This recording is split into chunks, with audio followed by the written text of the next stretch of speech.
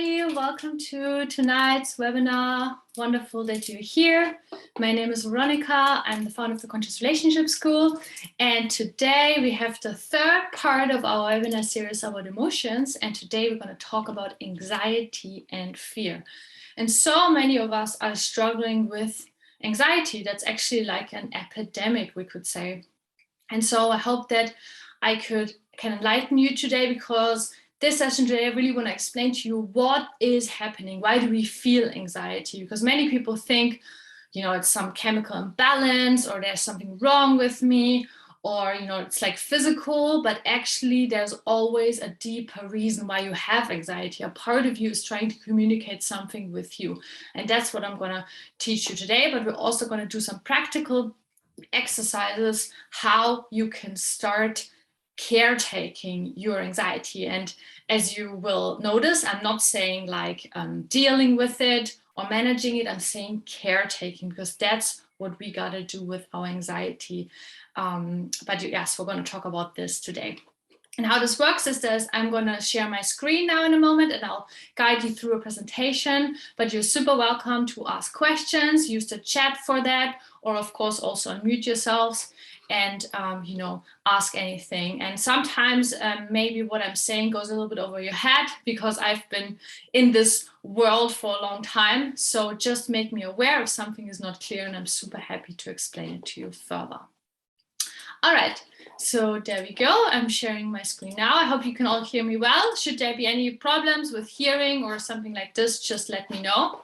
And then I will go through this. All right, we are at the wrong slide here.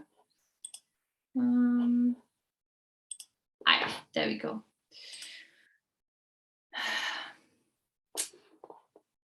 Okay, it's a little bit slow, my computer. Sorry for that. We'll start in a moment. There we go.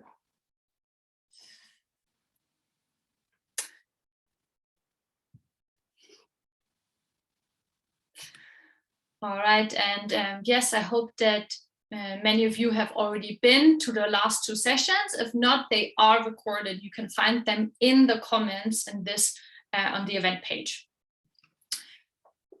Yes.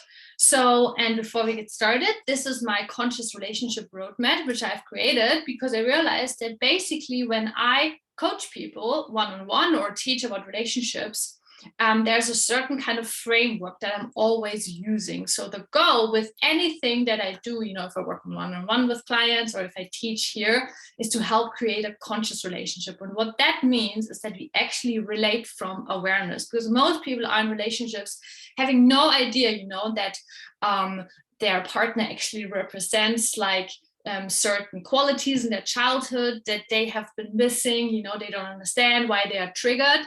And so when we are conscious, we actually relate from a place of awareness, and then the relationship can become something that actually heals us instead of, destroys us or is very painful. And there's different elements to this conscious relationship. And one of those is emotional maturity, because emotions obviously are so connected with relationships. Because let's say if you have really crazy and intense big emotions, then you will never actually create like a safe relationship. Alternatively, many people are super disconnected from their emotions, and then they cannot actually connect with each other. So both is really important. Yes. And then, of course, other elements are communication, which I also do many webinars about. Self-responsibility, that we don't blame other people for our feelings and emotions. Of course, understanding men and women is also very important. Then in general, psychology, understanding the human mind, and of course being aware of ourselves. So those are all the elements. But today we're sticking with emotions.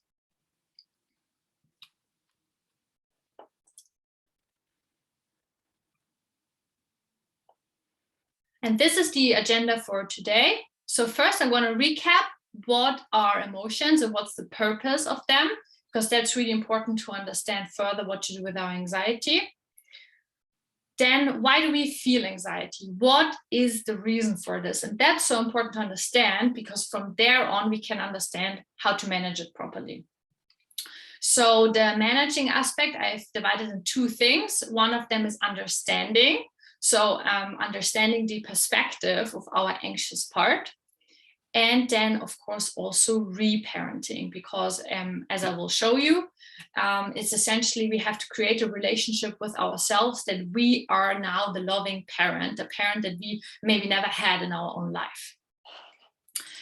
Yes.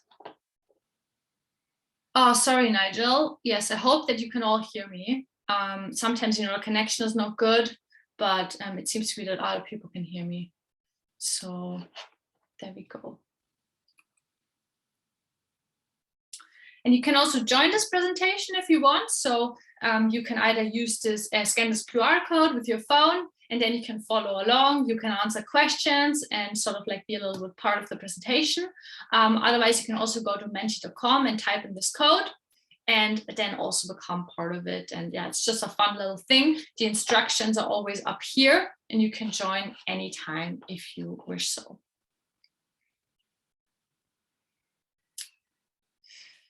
All right, and then for those of you who don't know me, my name is Veronika. I'm a relationship coach. That means I work one-on-one with people to help them have better relationships, which of course starts with the relationship with yourself. And the reason why I created this webinar series about emotions is for the one reason is that I'm an expert on emotions, because before I was doing relationship work, I was doing emotional healing work, but then also because of almost all my clients, emotions play a really, really big role in our work together, because most people have never learned what to do with their emotions. And if you're interested in working one-on-one with me, you can find all the information on my website, which is just on here, veronikameier.com.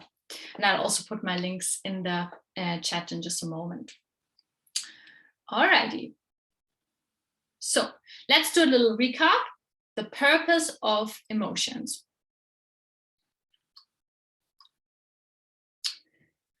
So emotions are not random. That's the most important thing to understand. There is always an important reason why we feel what we feel.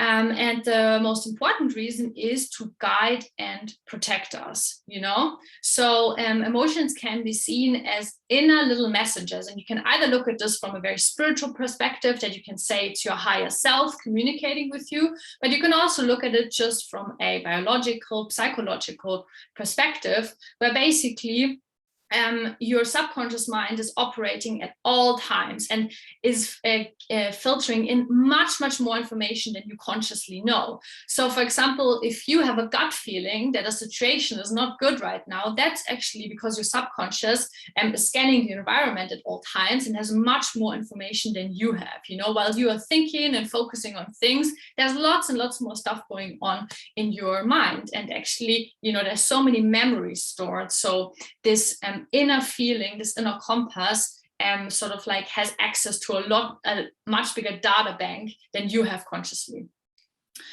And when these really intense emotions come up, for example, anxiety, for many people, it's super, super intense, because they cannot maybe really live their lives. Maybe it's hard to put yourself out there, to maybe change your job, to have difficult conversations, because you have this anxiety. So it makes totally sense that you're like angry at it, but essentially your being just tries to help you heal because whenever you experience situation that reminds you of traumatic things in the past, the emotions come up and it's trying to heal you. And so essentially, when I work with people, what we do is we follow the uncomfortable emotions until we find the origin of the trauma, and then we help heal that, So emotions are essentially our guides. And that's really important to understand, that we move away from this model of, oh, things are just random, there's something like wrong in my brain, or I should try to not feel, but to an understanding that no, actually emotions are super valid and super important, and if we learn to listen to them, our life becomes much more richer, and we even find our purpose.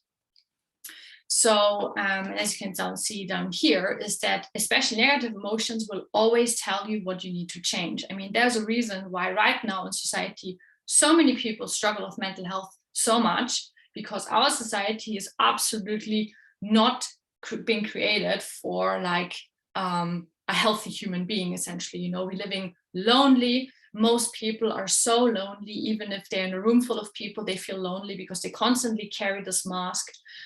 We work too much. Many people have no purpose. They are disconnected from their inner joy. So there's so many areas of our life that's so lacking. And so this translates into mental health issues, and of course, it is really hard and uncomfortable, but essentially emotions are telling you like, we need to change something. It cannot continue like this because it's not healthy for us and even for our children. All right, so this is a little recap. So this is our building foundation now. And then we go on to exploring anxiety today.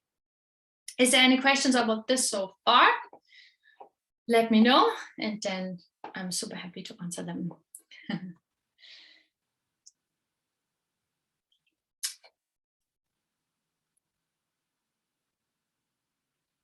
All right, so let's understand a little bit why we specifically feel anxiety. And as I said in the beginning, it's like one of the, I think, most common mental health issues is anxiety. And I think many people that think they have depression actually feel anxious and afraid and don't know it, because depression is sort of like a term that most people know. But also, of course, anxiety is becoming more known in the mental health field. And what is anxiety actually? Anxiety is fear. Very simple, it's fear of doing something wrong, that something bad will happen, that I'll have to make a decision and I don't know what to do, that something happened that I can't handle. That's anxiety, fear, yeah?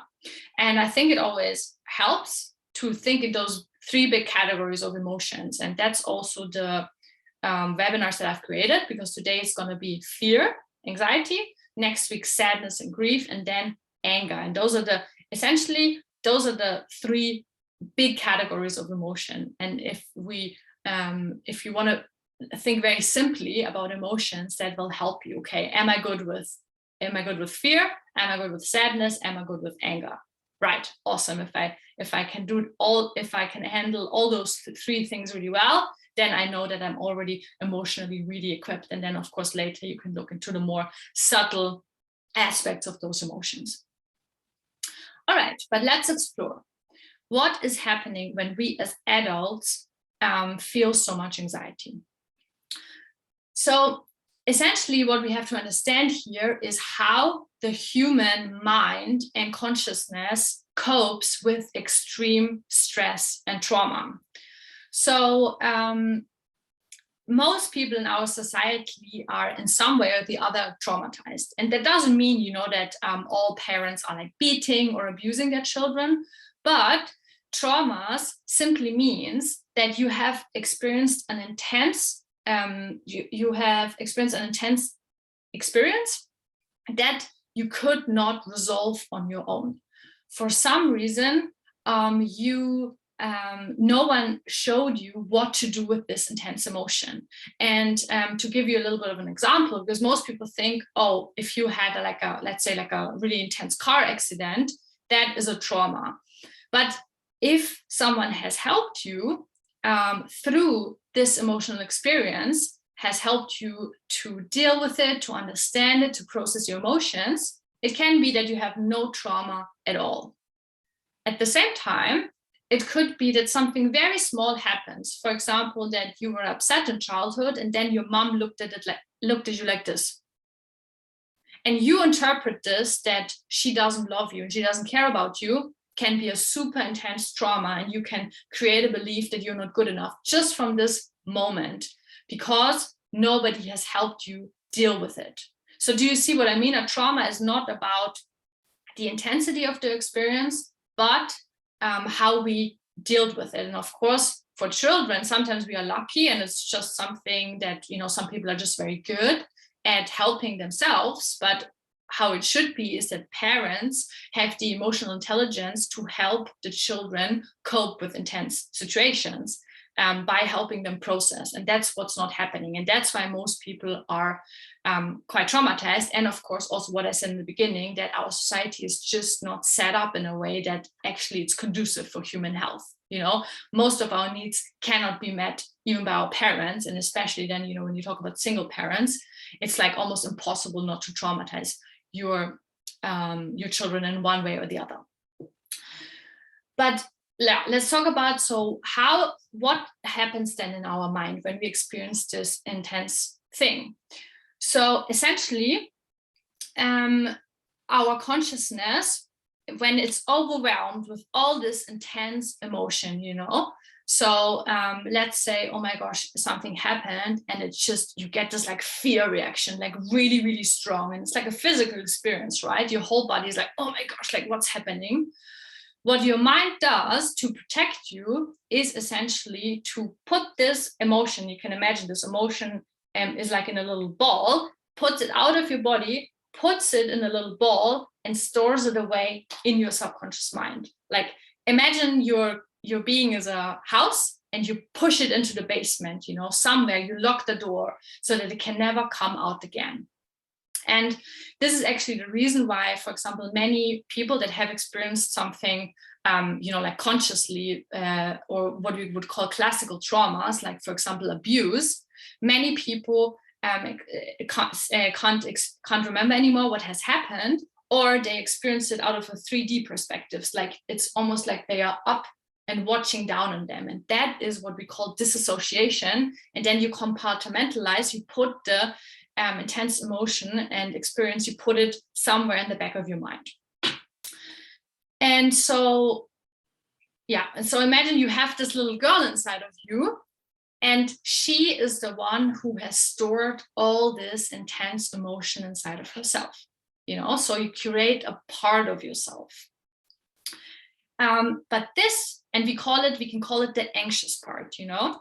So whenever you feel anxiety, it's not so much that you actually are anxious as an adult, but that there's this little anxious part in yourself, little boy or little girl, who is like still stuck in this time back in the days. And it's like, oh my gosh, I feel anxious. Oh my gosh, I feel anxious. Yeah. Because the thing with suppression is, just because you consciously don't remember anymore, or you are trying to, you know, push it away and ignore it, it does not go away. It always stays there. That's why, in my experience, when you try to medicate your emotions away, it never works, because they always come up again. And for good reason, because this little girl essentially wants to join you again. It does not want to be in this experience forever and ever and ever. So yes, so that's what happened. If we don't process emotions, parts of us get like stuck in time, we could say, or more, I think a better way to say it is that parts of us get stuck in a certain age of development and can never process, essentially. And that is part of what we could call the inner child. But of course, you can do a lot of healing work, and then you still have your inner child, but it's more like a happy and fulfilled inner child, you know. But most of us have, our inner children are quite hurt and sad, and actually they still think that they are 4 years old and that they are completely powerless. So I hope you can follow me. Like, I'm really trying to explain here what is happening and to give you an understanding of yourself, you know. Because many people come to me like, oh, I just don't understand. Why am I so afraid? You know, there's no reason. I'm like, yeah, there is a big reason, because you still have this part inside of yourself. It has never had a chance to grow up. So to illustrate this a little bit further, so for the rest of this presentation, let's think about your anxiety as your anxious part, you know. It's not I feel anxiety, but it's my anxious part that comes up and essentially shows itself. I think someone has their microphone on. Can you please mute yourself? Sorry, I'm just checking.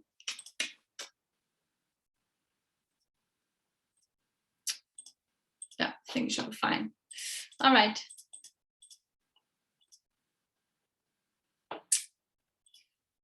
Yes. And I think there's a chat. That's a sweet comment. Yeah, I posted also my links, just you know that you have them also, guys. Yeah, excellent. So imagine now you have this part of yourself that is still stuck in time, you know, that thinks it's still 3 years old. And this part essentially perceives the world through child's eyes. And it thinks, okay, I'm 3 years old. I'm completely helpless in a dangerous world. I'm powerless to change my circumstances. And other people are much more stronger and capable. Imagine you would have this belief and you would think this about yourself. Would you feel anxious? I'd feel really freaking anxious, you know, because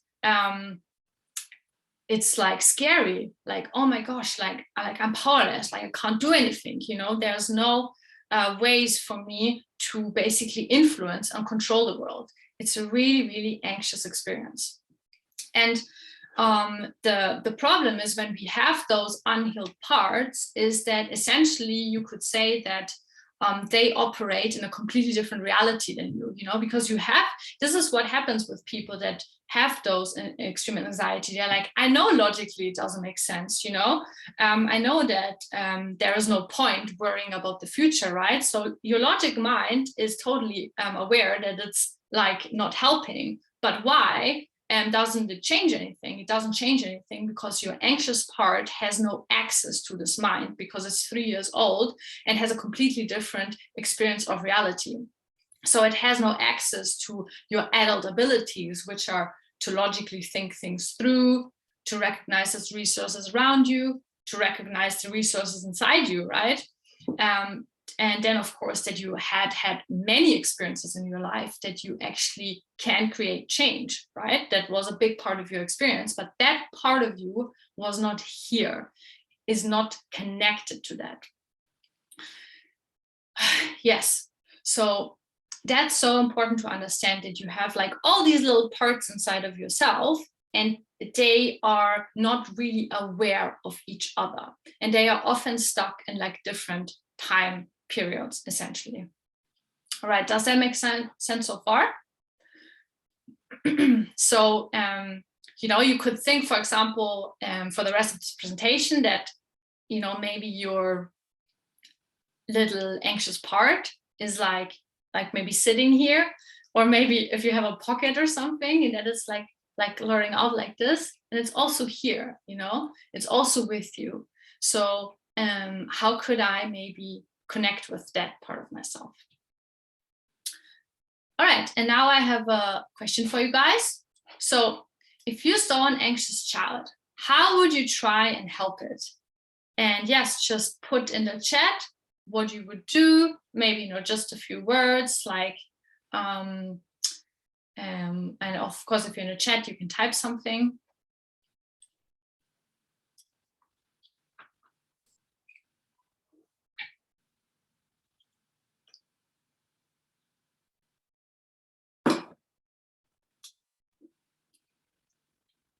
I have something. Imogen says, get down to their height. Oh, that's really sweet. Margaret says, comfort them. Oh, listen to the child and give them a hug. Oh, that's really nice. Sado says, I would give them a hug and reassure them that everything will be fine. Marie says, go up to them and help them regulate their breathing and then ask them what is wrong. Alicia says, help them to feel safe and supported. Oh, you're already great parents. Wonderful. That's really nice. Oh yeah, then there's another one. Be empathic. Comfort. Yes, very nice. Yes, really cool. That's also all the things I would do. Let them know that they are safe. Yes, beautiful. Yeah, thank you guys. So I'll invite you to start thinking of yourself that as in the beginning, that a part of you is still a child, and that the anxious part is very much a small child. So all these things that you have written now about others, try to think about it like this with yourself, you know? So when you feel anxiety, when you feel anxious, that you start relating to yourself as if you were a little child. And all those things that you said are great. And Sana says, the above and asking what they could do that would help them, and help if they don't know with suggestions. Yes, very beautiful. So Sana is already also going, then after we have validated and we have comforted, maybe we can help them feel more empowered, right? Because this is essentially a big part of the anxiety, is why the children are so scared, is because they have not had this experience of empowerment. And that, again, is what so many parents unfortunately are missing. And I wish, you know, if your children are like asking questions or having problems, that you stop providing always solutions, but actually coach them, which means you ask questions and you help them create their own solutions, because this is an experience of empowerment they have. Because of course, the perspective that we are powerless is actually absolutely not true. So I don't know if you've ever heard of this, how elephants are being trained. I've been to India and I saw them, you know, always walking down the road. Some tourists are like riding them. Like, how do they train them? They train them in a way that when they are really young and small and not so strong yet, they tie them around a big tree that they cannot lift. And this happens for the first, I don't know how long, maybe let's say 2 or 3 months. So the elephant makes the experience, I'm not powerful enough to get away from the tree. And then that's their belief they create. But then as they grow, they would be able to get away because they are strong enough. But because they have created this belief for themselves as baby elephants, they still don't do it because they don't believe they can. And that is exactly the same thing with the anxious parts. They have made the experience that they are powerless, that they cannot change their circumstances as children. And now they think it's still true. But of course, it is just a mindset, because there is resources all around you. There is help all around you, and you can always do something. And that's essentially this kind of mindset. That's what we need to help them create in a loving way. Because, for example, player 100 said here, get them to think about something else. And this is what I would never, ever recommend with any sort of like emotional reaction, because when you try to distract yourself or other people from the emotion, it does not get healed. It gets suppressed again into the unconscious and nothing ever changes. Additionally, especially with children, if you distract them, you also sort of like teach them that emotions are dangerous, that it's not safe maybe to go there, or that they're not capable. So you're even playing into the powerlessness. So of course, this is a line. Sometimes, for example, when, of course, children also have more intense moods, sometimes it's nice to keep things more playful. But if it's an intense emotional experience, never distract them. And Bilal says, oh, you have a beautiful name. Wow. Bilal says, I sat and discussed many times with my anxious child to try and understand why I'm feeling anxious in many occasions. I realized that it's related to my lack of self-confidence. When I reflected upon why I'm not confident, I realized that I'm afraid of becoming arrogant. Wow. This is very interesting what you're saying.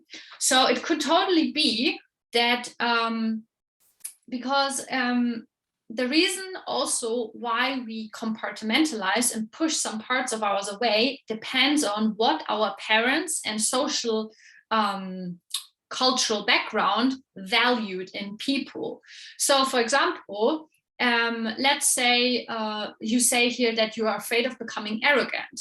So maybe in your culture or in your family or something, your parents didn't like arrogant people, or your culture, your religion says, oh, arrogance is a bad thing. You should never, ever be arrogant. So you push the parts of you that are confident and self-assured away, because when you exhibit those parts, they not help you to get love from your parents, right? So this is why it is always very difficult when we have cultures that have very rigorous right and wrong values, because then people experience a lot of shame and they start to push away lots of people. Then, you can see this so strongly that in societies where things are being, where things are very like strict, like black and white, let's say in regards to sexuality, there's usually an underbelly in the society of like horrible child trafficking and horrible porn, and then societies are like truly more relaxed around people, not just like on the surface level, but if things are more integrated in society, then you don't have this underbelly of all those shadow expressions of things, So I hope that makes a little bit sense for you, because, for example, other people maybe in their childhood homes, being arrogant or being confident was completely good, but maybe what people shamed there was when you were more sensitive or more weak. They would say, oh, that's so weak, and so you start pushing away the part of you that is feeling sensitive, right?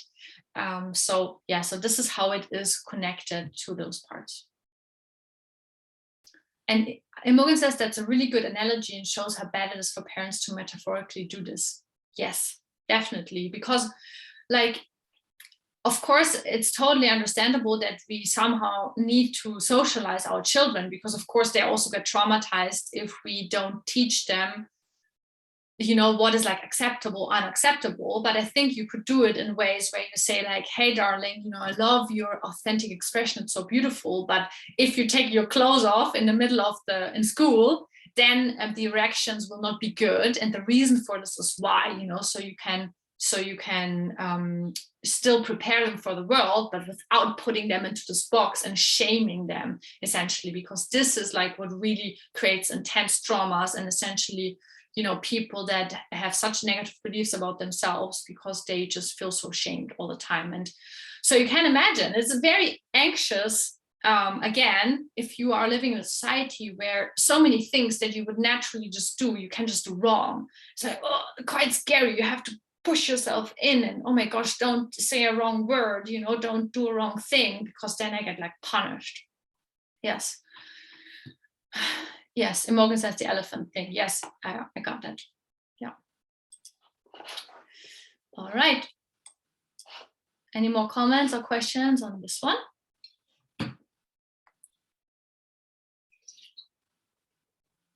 Awesome. Okay, so let's go in a little bit into what is there to do. So already, if you have this mindset and you have this understanding, this is really the first step. Never, ever underestimate the power of your mind. And of course, I totally understand that there's different people, because I definitely teach and coach from this like mental perspective, because this is how I learn, why I know so much about anxiety is because I was so anxious, and I'm still quite an anxious person, which is surprising, right? Because I come across very confident, but this is just one part of me. Behind me, there's also little anxious Veronika, and she's always here as well. Exactly. But if you start understanding and then really think it through, and then you make the logical changes in your life, that makes such a big difference, Exactly. And actually understanding itself, and especially understanding your own parts and your own reasons for your own behavior, is like one of the most healing things that you can do with yourself. Because another thing that creates trauma is when our parents, for example, say, why are you crying right now? It doesn't make sense. Come on, nothing has happened. It's like a shock to our system, because someone does not see us, and even because our parents, of course, are like our gods, right? Whatever they say, we hold in high regard, even if many parents are not aware of this. So they can actually make us believe that our own reality is not true. And that, is like called gaslighting. And it's one of the most horrible things, because you literally feel like you're going crazy because you're experiencing something so intense. And the person you trust and love says, nah, that's not happening. It's like a sort of like mental torture, actually, when that's happening. All right, so we focus on understanding. So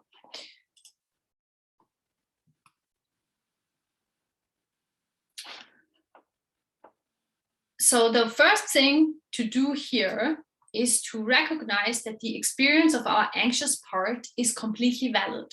So what was your name? When Bilal said, why am I so feeling anxious? Why is there this fear of becoming arrogant? It just doesn't make sense. Well, to really start healing our anxiety, we have to first of all make the assumption that there is a reason, and if we would just go so deeply into the perspective of our anxious part, it would make sense to us. That is the assumptions that we have to do.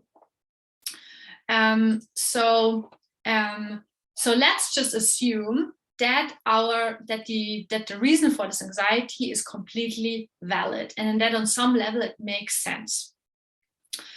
Because that is what is needed, firstly, to heal this anxious part of ourselves, because of course our goal would be to help it essentially grow up, to show it how it can be empowered, and that it's not like stuck anymore at 3 years old, but that it can grow up a little bit and then also just become like a joyful and relaxed inner child. And for this to really understand it, we gotta stretch our mind and think, how is a child experiencing the world? And I always find that so fascinating, because I don't have children yet, but since I'm doing this work, I just get them. I just understand them so much. But I feel like many parents never ever think about this. Like, what is a child thinking? How is it experiencing the world? I feel like, and that of course is connected with that so many adults are still stuck in this unhealed child. Like, you can see this, that parents constantly get triggered by their children, and they even perceive them as attackers, that when children have big emotional reactions, the parent feels attacked, which of course on some level is also completely valid. But you as the adult, it would be your role to actually facilitate the healing of your child and not project your own things onto the child, right? But so the child is often perceived as maybe that they are not really here, or that they don't really understand things, or also that, I don't know, they have such a good life and they don't have any responsibilities or something, that children are just like the luckiest people in the world or something like this. And of course, in one respect, it's true. It's beautiful to be cared of. But imagine right now, someone would put you in a situation where that person tells you what to eat and when to eat, when to go to bed. Suddenly they tell you, okay, tomorrow you have to wake up at 8 o'clock, and then you go to a strange place and you stay there for 6 hours, and then I'll pick you up again. Then they tell you where to live, and they also sort of like kind of like control with which friends you hang out. That is also the reality of childhood.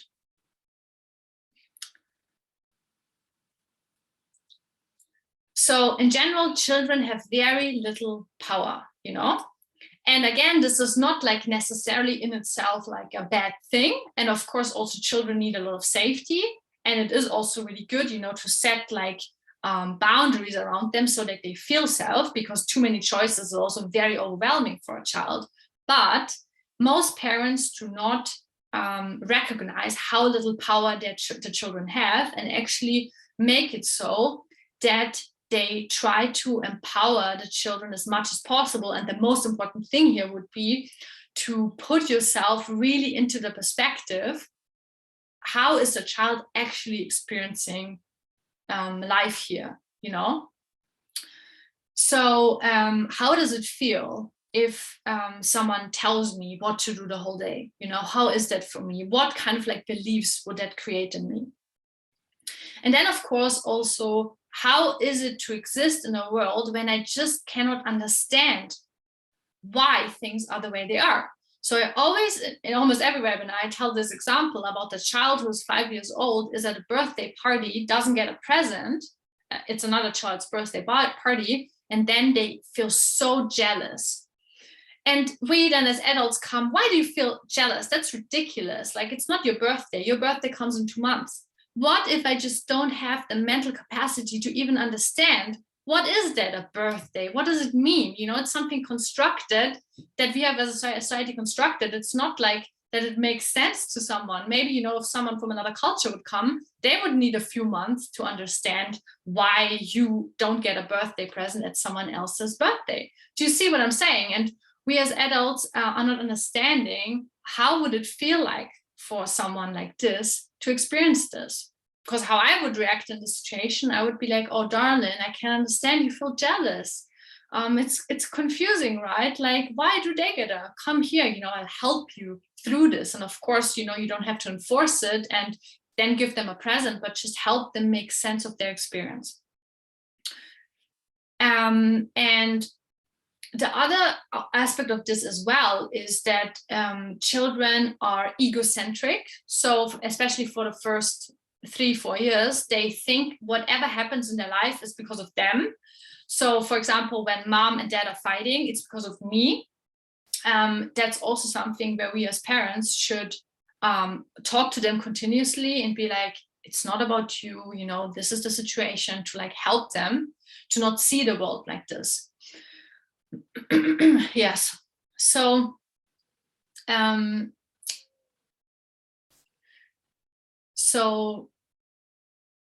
if you have this anxious part inside of yourself, like, start stretching your mind towards that it still lives in a world like this, you know, where it feels like everything is its fault. Probably many of you also have this, you know, it's an anxiety that something bad happens. Oh my gosh, it must have been me, you know, it must have been me. Like a client of mine has this problem that whenever anything happens, she thinks, oh my gosh, it was me, you know, and it feels so intense in her own body. It's a stuck child part of her that feels that way. Yes. So yeah, and so extend this not only to physical children, but also the children inside of yourself. And again, if you don't understand why you feel anxious, be like, okay, is this maybe because I have experienced something where I felt very little power and where no one has really supported me in this? All right, does that make sense? So it's essentially self-empathy, you know? And Corey says, I find it difficult to feel my fear. Sometimes it is perhaps covered, or I need to know how anxiety can show. I mostly think it's a feeling of helpless or so.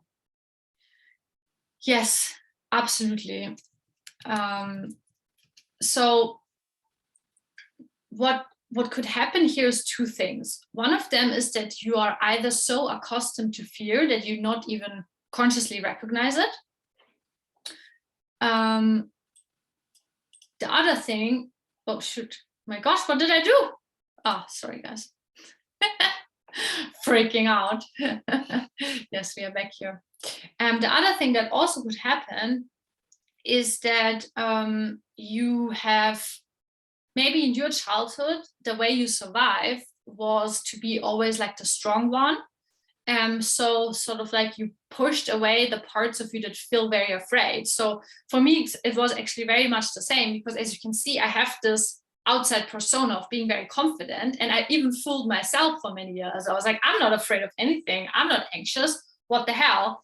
And then more and more I realized, oh my gosh, actually I feel terrified right now talking to that person, or I feel terrified doing that thing right now, or oh shit, the reason why I don't get what I want is because a part of me is like, no, I'm not gonna do that. That's scary. Yeah. So those things can be happening. Matt says the presentation is not full screen anymore. Yes, I'll try it again, Matt. Yeah, Matt, my man, is also here. Ah, here's the direct message. Yeah, so to all of you, he tells me I'm doing a good job. That's good. My anxious part is like, oh, good, luckily. Okay, let me try it again then. All right. Okay, so the next part I now want to talk about is oh no, go away. Sorry. Yeah, the next part I want to talk about is also caretaking fear.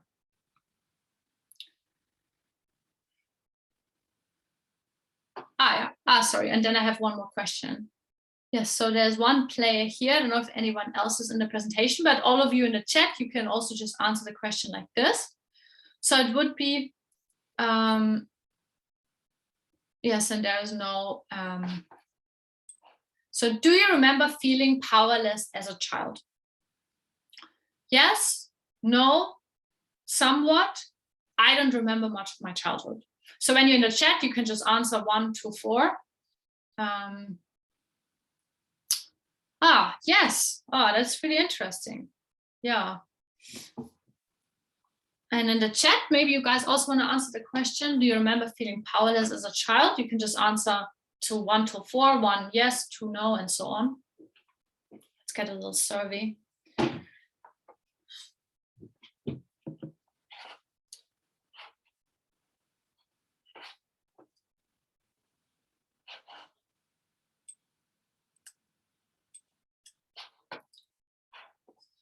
Yeah, so yeah, as I said before, like the feeling of powerless in general is sort of like a common experience, I think, for most child, and especially when you're very anxious, it was probably prevalent. But yeah, there's also many people that are not aware of their anxiety or that are overcompensating in other ways. So that could also happen.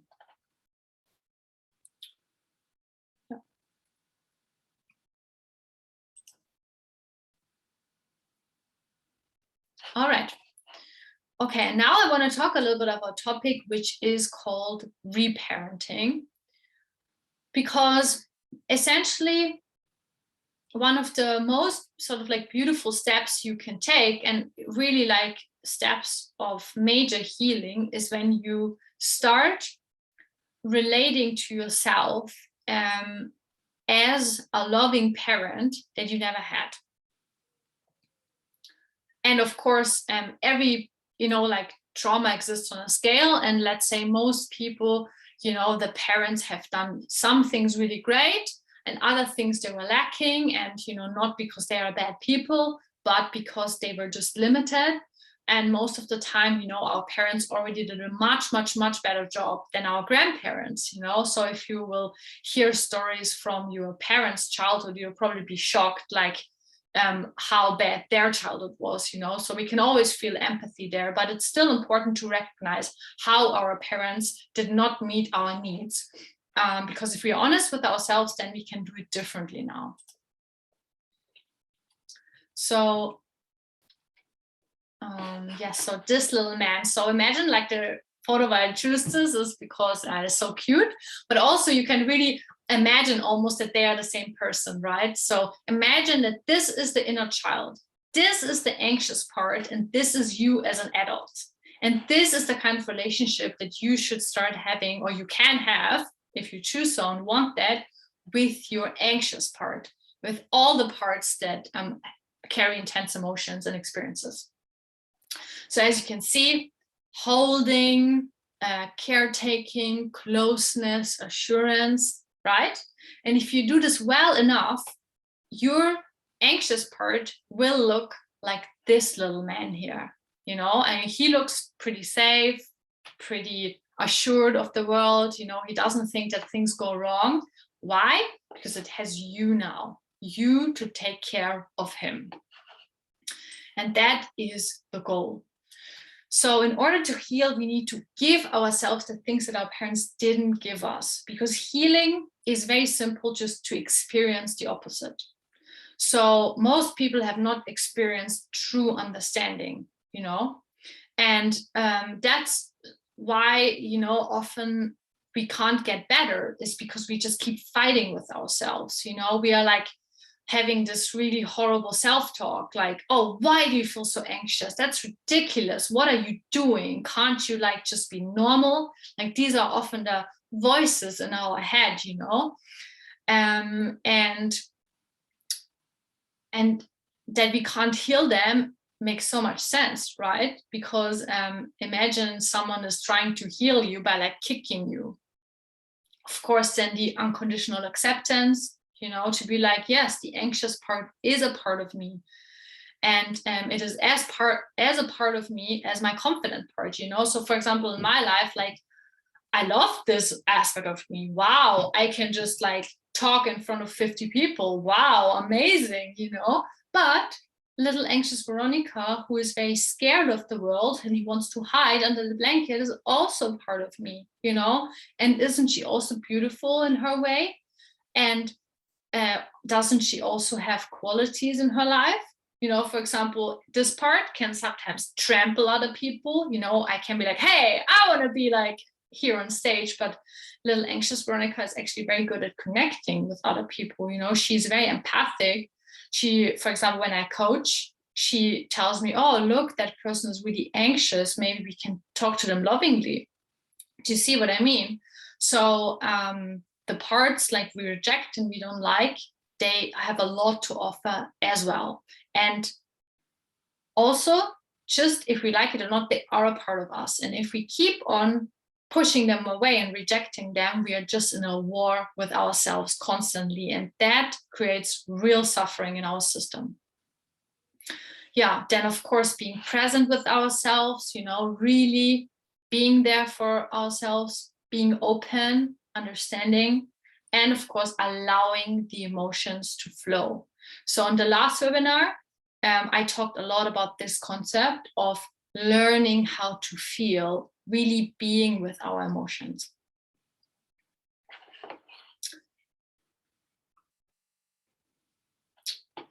Yes, and so if we talk in a little bit more practical, so what I was doing a lot when I started to work with my anxiety in the beginning was doing meditations where I was literally imagining that my anxiety is a scared little child and I'm holding it on my lap and soothing it, And this is actually something I still do. Sometimes I got overwhelmed, like I'm running my own business, very scary. Lots of potential rejection happening at all times. So my anxious part has been very, very active the last months. And so sometimes in the middle of the workday, I go to my bed for 10 minutes and I just imagine holding my scared little child on my lap and soothe it and talk to it in a loving way, And really good, it's also to connect this to your body.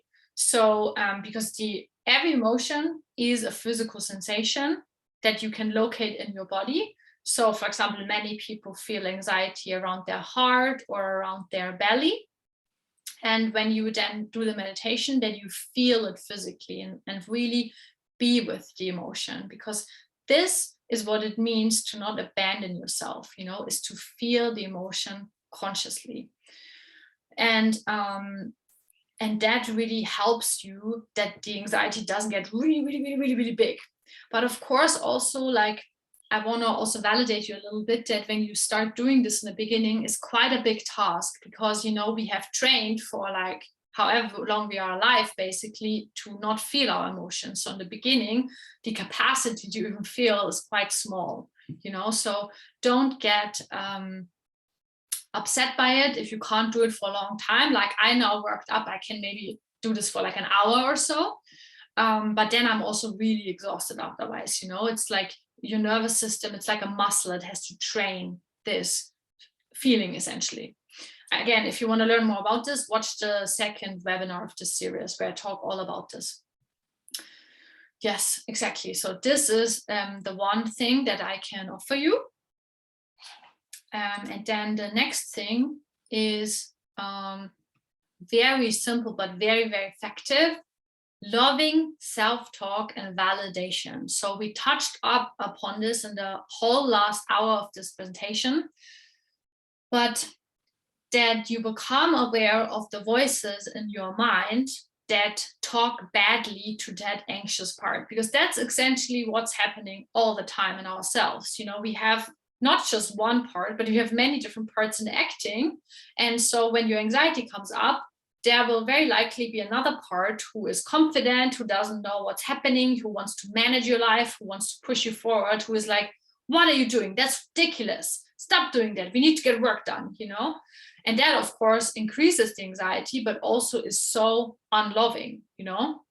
And of course, that part is also not wrong, because that's how we survived in our childhood. So, you know, it's not about hating that part. It's just trying to do the best it can. And ideally, you would also heal and help that one.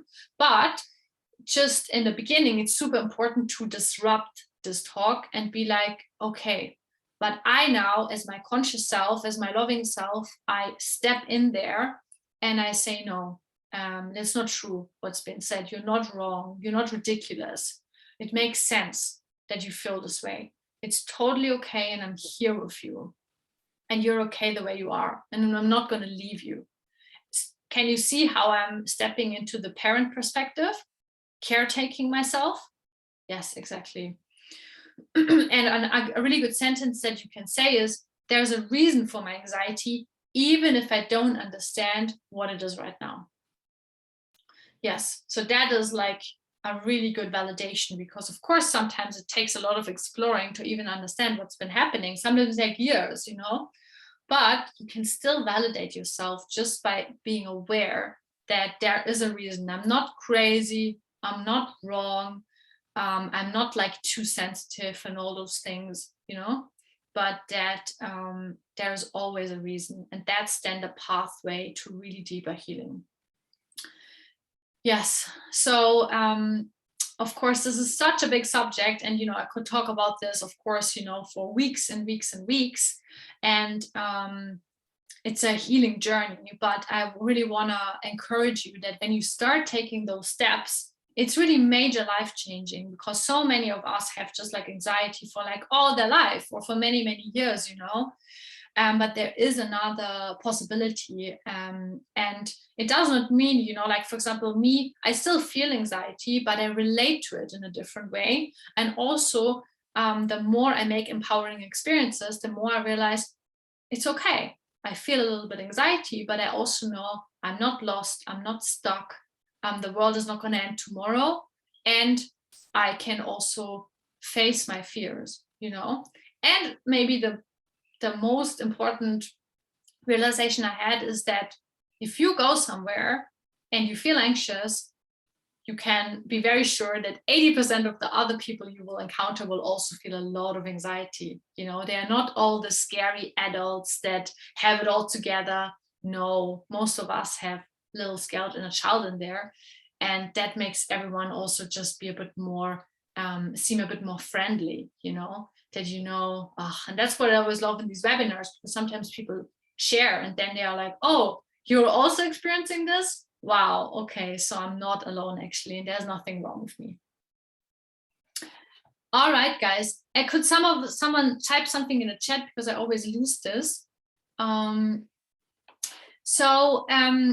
just created actually a Google review page, and you guys would help me so much if you could leave me a review about your experiences in the webinar. It would be so amazing, because yes, if there's many good reviews, then people have a good, you know, experience of it, and it's just really nice. So it'd be so amazing. So if someone can just type like some word or something in the chat, then it will hopefully appear.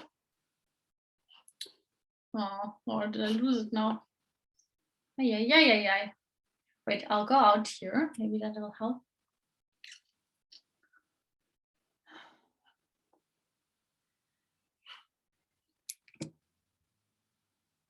Sorry, guys, the technology today is not so good.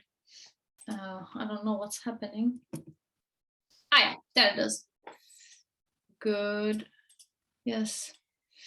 yeah, here's the link. So yes, you can use this link. And then, yeah, if you would do that, it would be really so amazing. I'll also post it in the comments again. Yes. So check it out. It's a really fresh page, so there's not much there, but yes, it would be so amazing. And of course, also, yes, buy me a coffee if you enjoyed this presentation. Oh, so many of you guys have typed something. Oh, that's really beautiful. Yeah, it was hidden somewhere. Yes, you can buy me a coffee. That's also very nice, and I'm very happy for that.